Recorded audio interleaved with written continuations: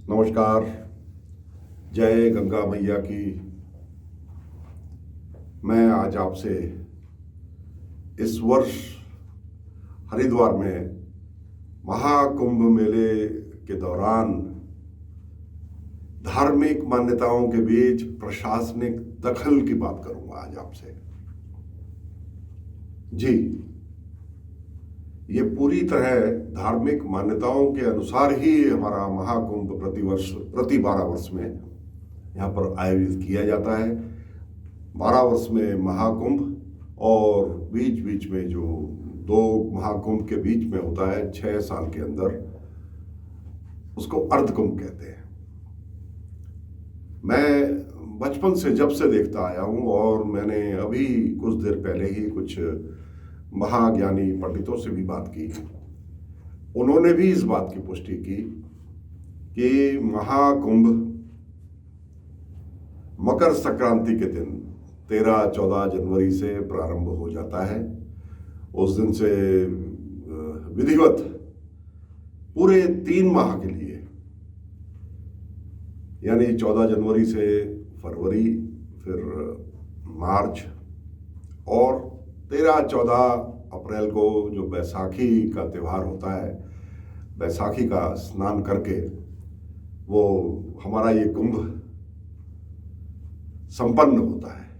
कुछ लोग तो उसके बाद गंगा दशहरे तक भी रहते हैं, मगर आधिकारिक रूप से और अधिकांश जो यहाँ पर अखाड़े हैं अपनी छावनियों को उठा लेते हैं। इस बीच एक माँ गंगा में गोता लगाने के अलावा हर की पौड़ी के उस पवित्र स्थान पर जहाँ पर ये माना जाता है कि वो ब्रह्मकुंड में जहाँ पर अमृत की कुछ बूंदें कभी छलकी थी, वहाँ डुबकी लगाकर आध्यात्मिक संसार में संतों महात्माओं के प्रवचन, गीत, भजन सुन करके अपना समय बहुत शुद्ध मन से बिताते थे।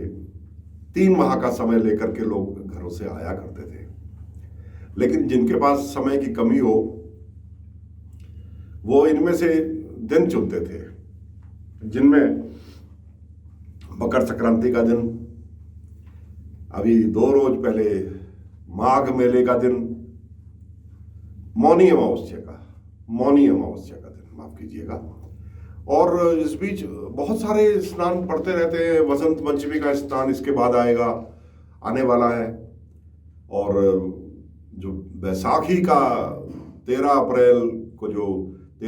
अप्रैल को जो बैसाखी का त्यौहार होता है, वो तो एक कुंभ का क्लाइमैक्स है। और बैसाखी का मेला तो हर वर्ष भी वैसे भी लगता है, मगर यहाँ आज जो स्थिति है हमारे हर की पौड़ी के आसपास, हर की पौड़ी क्षेत्र में, जहाँ पे इस वक्त भक्तों के लिए लबालब जल होना चाहिए था, पूरा ऊपर तक भरा हुआ, जिसमें भक्त स्नान कर सकें और अपनी मान्यताओं परंपराओं के अनुसार शुद्ध मन से भगवान की आराधना में लीन हो सके। वहाँ अभी क्या स्थिति है, ये इस वक्त की मैं अभी आपसे बात कर रहा हूँ। आज 12 फरवरी का दिन है, सुबह का वक्त है। और इस वक्त हर की पौड़ी की क्या स्थिति है, ये रिपोर्ट अभी हमको हरिद्वार हिमालय दर्पण के हमारे एक सहायक कालू वर्मा ने भेजी है। पहले इस रिपोर्ट को देखिए। नमस्कार मित्रों, आप देख रहे हैं हिमालय दर्पण उत्तराखंड से हर की पौड़ी पे लाइव वीडियो। आप देख सकते हैं किस प्रकार माँ गंगा जी का जल सुखा दिया गया है। और इस जल सूखने की वजह से जो जल में रहने वाले जीव है, जैसे कि मछली हो गई, देखो कैसे तड़प के मर चुकी है। यहाँ पे हम पूछना चाहेंगे स्थानीय नागरिक से, मैडम आप क्या कहना चाहते हैं? ये गंगा जल सुखा दिया गया है, श्रद्धालु किस प्रकार स्नान करेगा गंगा जी में? ये कहना चाहती हूँ कि ये जल सुखाया गया है, सारा सीमेंट आ रहा है ऊपर से, और ये मछलियाँ इतनी, ये जीव हैं, ये मछलियाँ यहाँ मरी पड़ी हैं, इतनी गंदी बदबू आ रही है, तो महामारी फैलने का खतरा भी है। ये प्रशासन को देखना चाहिए। और ये सब जो परेशानी है, लोग कल आए नहा के भी गए, और जो बिना नहाए भी चले गए लोग, जल नहीं था। तो ये हो तो रहा है सब पब्लिक के लिए ही जो कुछ किया जा रहा है, लेकिन ये जीव मर रहे हैं। मछलियाँ देखो, ये मछली पड़ी है। इनको ये घूमने फिरने वाले कुत्ते खा रहे हैं यहाँ पे। हाँ, घूमने फिरने वाले ये कुत्ते। प्रशासन बिल्कुल भी ध्यान नहीं दे रहा है इनकी और तरफ। ये पब्लिक आ रही है इसमें गंगा जी में, और कोई रोकने वाला नहीं है। कोई रोकने वाले नहीं, गंगा जल नहीं है। हाँ, गंगा जल नहीं है यहाँ। आप देख रहे हैं हिमालय दर्पण उत्तराखंड से।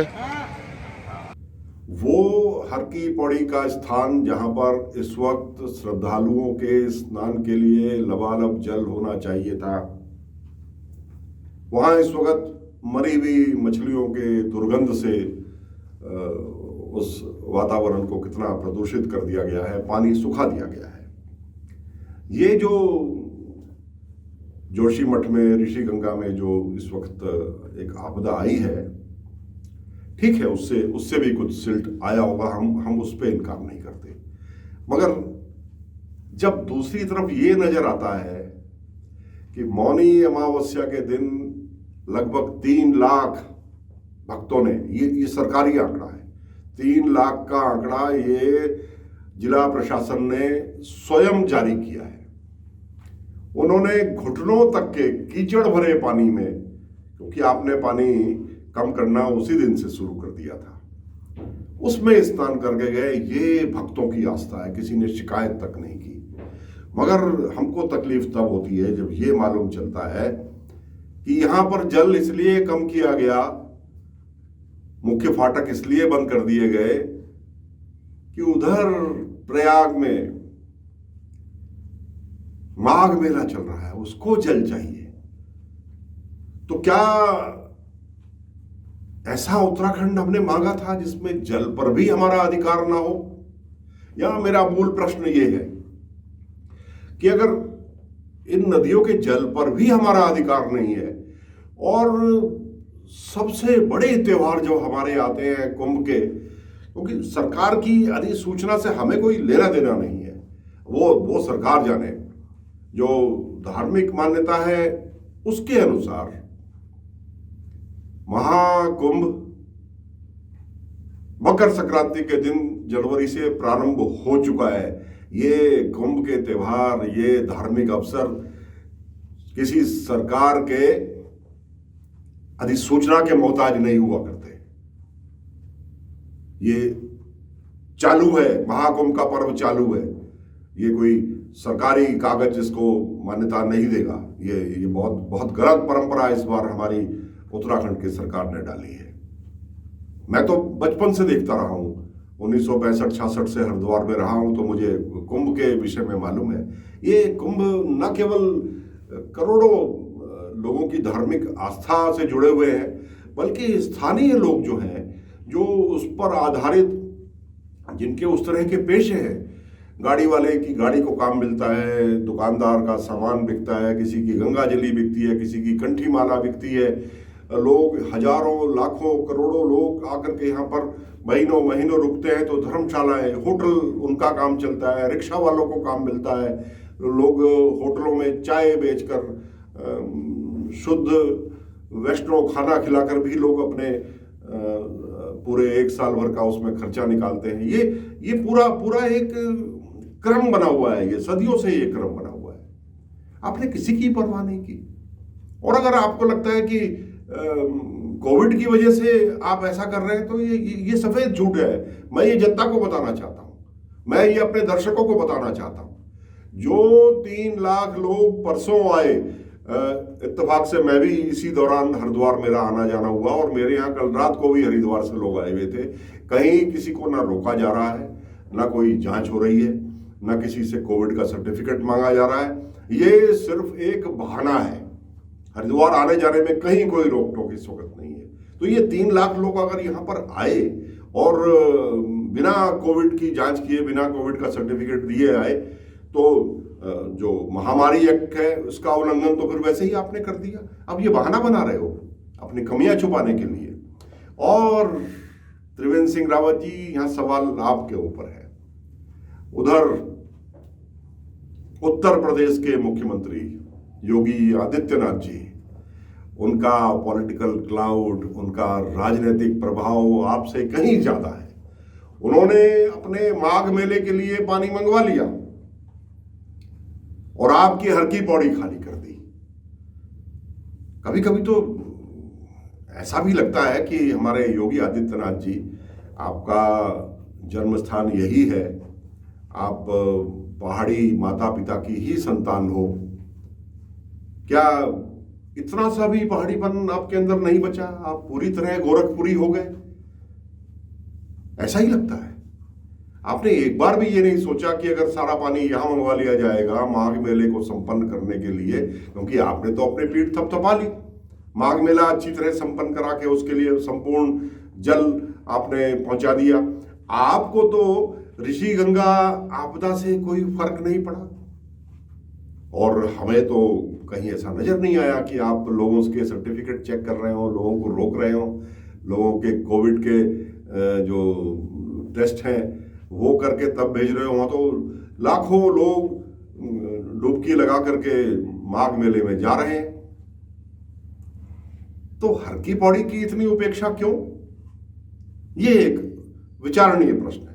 अभी जो वीडियो हमने देखा, अगर इस वक्त उसमें वहां पर बिल्कुल उसको सुखा दिया है, और उसको सुखा करके आपने, तो जाहिर है आपने कुछ ना कुछ कारण बताए होंगे उसके, मगर घुटनों तक का पानी तो हमेशा रहता ही है। मदन कौशिक जी, ये सवाल आपसे है। आप हरिद्वार के स्थानीय विधायक हो, आज आप मंत्री भी हो।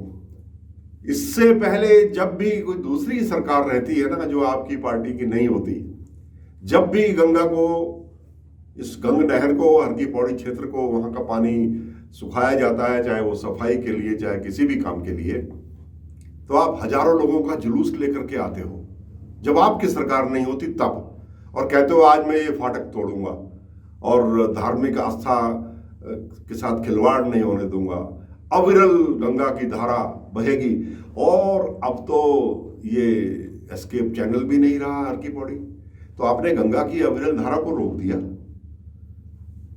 पहले तो आपने, आपके पास बहाना था कि हर की पौड़ी मैन मेड है, ये एस्केप चैनल है गंगा का, ये गंगा नहीं है। लेकिन आपने तो अधिसूचना जारी करके पिछले दिनों आपने ये फिर से स्वीकार कर लिया कि यही मुख्य गंगा की अविरल धारा है।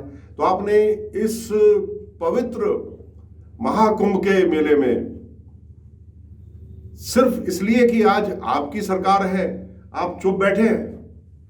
आप धार्मिक मान्यताओं के साथ खिलवाड़ हो रहा है और आप चुप बैठे हैं। क्यों नहीं आप अपने साथ हजारों लोगों को लेकर के आते और कहते कि चलिए साहब ये आज फाटक तोड़ेंगे, और हर की पौड़ी पर इस वक्त श्रद्धालुओं के स्नान करने का समय है, उनके लिए जल हमको चाहिए। आपको नहीं दिखाई दे रहा? वहां कुत्ते जानवर मरी हुई मछलियों को खा रहे हैं, मरे हुए कछुए वहां पर उल्टे पड़े हुए हैं। आपने कितनों की तो जीव हत्या कर दी। थोड़ा सा पानी तो वहां पर हमेशा छोड़ा जाना चाहिए। और ये कुंभ काल चल रहा है, बिल्कुल मैं आपको स्पष्ट कर दूं, आपके कागजों में, आपके अधिसूचनाओं में अभी आया चाहे नहीं आया, मगर ये 13-14 जनवरी से कुंभ प्रारंभ हो चुका है, महाकुंभ प्रारंभ हो चुका है। ये मैंने कई पुरोहितों से, कई विद्वानों से बातचीत करी है, सबका कहना ये है। और क्यों तो हमारे ये संत लोग चुप है? क्या सबको वो जो 1-1 करोड़ रुपए का इन संतों को पिछले दिनों जो एक प्रलोभन दिया है कि 1-1 करोड़ रुपए का आपके यहाँ काम कराएंगे, क्या आप उस वजह से चुप बैठे? जनता को सांसारिक मोह माया से दूर रहने का उपदेश देने वाले संतों 1 करोड़ में ही फिसल गए। विरोध का स्वर तिजोरी में बंद हो गया। ये आपको लोग भगवान मान के, आपके चरण स्पर्श करके, आपका आशीर्वाद प्राप्त करके लोग धन्य हो जाते हैं। और आपका ये व्यवहार हमारे जैसे एक पत्रकार की निगाह से बच नहीं सकता। हमने आपको रंगे हाथ पकड़ लिया। हर की पौड़ी सूखी हुई है और आप अपने आश्रम में मौन बैठे हो। क्या मतलब समझे इस काम? इसका यही मतलब समझे कि आपको आप सरकार के दबाव में हो। ये एक बहुत गलत परंपरा भविष्य के लिए स्थापित की जा रही है। हम इसका पुरजोर विरोध करेंगे। और मैं अपने दर्शकों से कहना चाहता हूं कि प्राकृतिक आपदाएं आती हैं, फिर वो आपदा खाली हमारे लिए नहीं है ना, वो आपदा तो फिर माघ मेले के लिए भी होनी चाहिए थी। और इसके पीछे कहीं एक और कारण तो नहीं है? ये सवाल उठते हैं।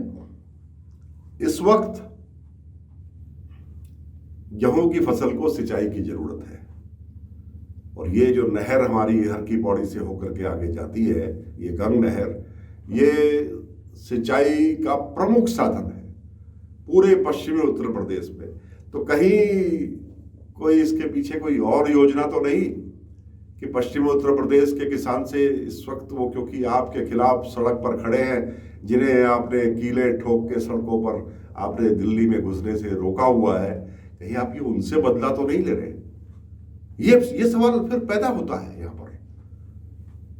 उस सवाल को छोड़ भी दें और आज महाकुंभ की बात करें तो ये मैं समझता हूं ये महापाप है जो इस वक्त हो रहा है। और यहां ये सवाल फिर लाजमी है उठना कि उत्तराखंड राज्य फिर क्यों बनाया हमने? उत्तराखंड राज्य की काहे को हमने परिकल्पना की अगर यहाँ के पानी पर भी हमारा हक नहीं है? अगर यहाँ के पानी पर आज भी उत्तर प्रदेश का इस तरह का हक होगा कि हमारी हर की पौड़ी को, बिल्कुल ब्रह्मकुंड को, सुभाष घाट को पूरी तरह से बिल्कुल सुखा दे और सारा पानी उत्तर प्रदेश चला जाए, तो फिर हमको नहीं चाहिए ऐसा उत्तराखंड। हमको तो नहीं चाहिए भाई। चाहिए होगा किसी एक आध पॉलिटिकल पार्टी को तो वो रखे अपने पास, मगर यहाँ की जनता को ये बिल्कुल ये व्यवहार स्वीकार्य नहीं है। अगर ये जल के स्रोत पर हमारा नियंत्रण नहीं है तो हमको फिर ये उत्तराखंड मंजूर नहीं है। पानी हर की पौड़ी में सबसे पहले आना चाहिए वहां से। और एक बात और भी है, अगर हर की पौड़ी के ब्रह्मकुंड को किसी जल ने स्पर्श नहीं किया तो हम उसे गंगा भी नहीं मानते। गंगा अमृतमयी होती है तभी उसकी हम लोग उसकी मान्यता है, हम उसका आदर करते हैं। तो गंगा को अमृतमयी होने से जिस व्यवस्था ने रोका, हम उस व्यवस्था के खिलाफ है। और यहाँ उत्तराखंड के हुक्मरानों से सवाल उठता है। त्रिवेंद्र सिंह रावत जी, आपकी जवाबदेही है। मदन कौशिक जी, आप एक शक्तिशाली मंत्री हुई है, आपकी जवाबदेही है। पंडा बिरादरी से आपके बड़े घनिष्ठ संबंध है, ये आपकी जवाबदेही है कि इस महाकुंभ के मध्य में हर की पौड़ी में जल क्यों नहीं है, वहां पर मछलियां क्यों इस वक्त मरी हुई पड़ी हैं, उनकी दुर्गंध से लोग क्यों परेशान हैं? क्या आप आने वाले श्रद्धालुओं को ये संदेश देना चाहते हैं कि हरिद्वार इस बार कुंभ के योग्य नहीं रहा, मत आइए? हमको ऐसा ही लगता है। और अगर ऐसा हुआ तो याद रखिए, प्रकृति का प्रकोप आपके ऊपर पड़ेगा। हमें ये बड़ा शगुन लगता है। महाकुंभ में बाधा डालने वाला व्यक्ति हमारी निगाह में बहुत महापापी है।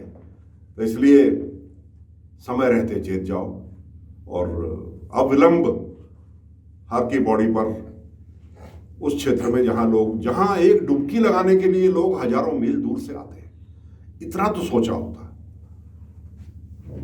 आज मैं दुखी हूं, मन व्यथित है। मेरी धार्मिक मान्यताओं, धार्मिक आस्था को भी बहुत चोट पहुंची है, इसलिए आज मैं थोड़ा सा भावुक भी हो गया, मगर ये मेरे दिल की आवाज़ है। और फिर पत्रकार भी हूँ।